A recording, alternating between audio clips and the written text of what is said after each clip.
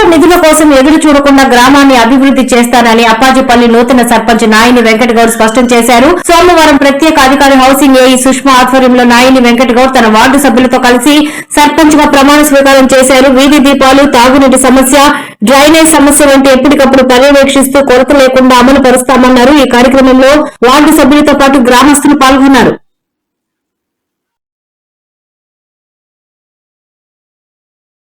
అన్నలకు అందరికి కూడా హృదయపూర్వక ధన్యవాదాలు తెలుపుకుంటూ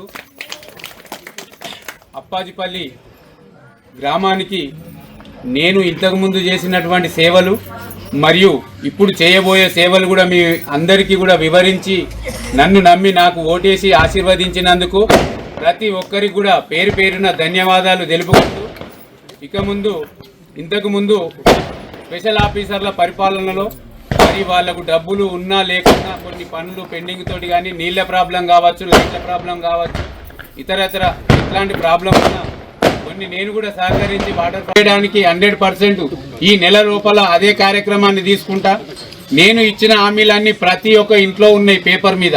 ప్రకారం చేసిన రోజుగా మీకు మాటిస్తున్నా.